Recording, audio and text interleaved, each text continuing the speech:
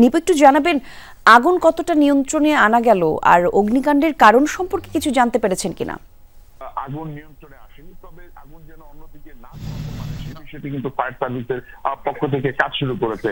আপনাকে যদি কি জানা যায়, আজকে সকাল 7টা থেকে কিন্তু এই অঞ্চলটায় কিন্তু আগুনের ঘটনা ঘটেছে। একটি ট্রান্সফরমারতে আগুনের সূত্রপাত এমনকি প্রাথমিকভাবে কিন্তু জানিয়েছেন।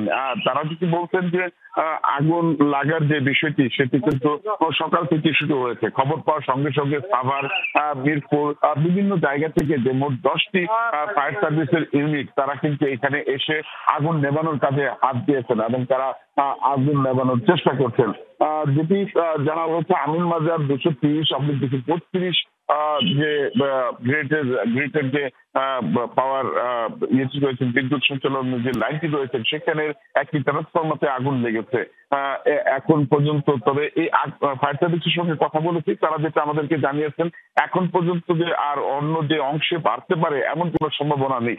কাজে তারা বলছেন যে আগুন যেখানে লেগেছে ঠিক সেইখানে রাখা তাদের যে প্রক্রিয়া সেটি কিন্তু শুরু কাজ চলছে।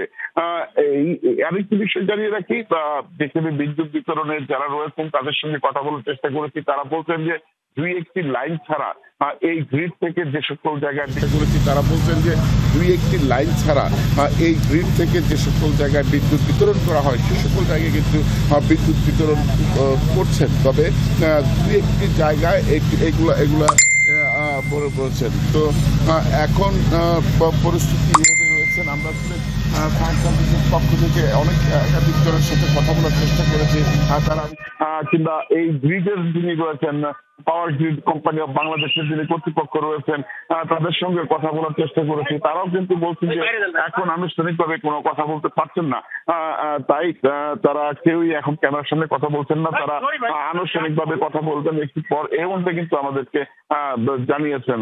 আর প্রধান যে ফটক রয়েছে সেখান থেকে কিন্তু আমরা দেখতে পাচ্ছি যে ফায়ার সার্ভিসের একজন অফিসার রয়েছেন, তার সঙ্গে কথা বলা যায় কিনা। না, আসলে উনি অন্যদিকে চলে যাচ্ছেন। আসলে এই পরিস্থিতিতে কিন্তু ফায়ার সার্ভিস তারা চেষ্টা করছেন যে আগুন নিয়ন্ত্রণে আনতে, এবং ফায়ার সার্ভিসের 10টি ইউনিট এখন কাজ করছেন। এই এতটুকুই কিন্তু এখন পর্যন্ত রয়েছেন। তবে আনুষ্ঠানিকভাবে কোনো কর্তৃপক্ষ বা ফায়ার সার্ভিসের পক্ষ থেকে কেউই কিন্তু এখনো কোনো কথা বলছেন না। তারা বলছেন আগুন নিয়ন্ত্রণে হওয়ার পরে তারা তদন্ত করে তারপরে গণমাধ্যমের সঙ্গে কথা বলবেন, এমনটি কিন্তু আমাদেরকে জানিয়েছেন। জি নিপু, ধন্যবাদ আপনাকে।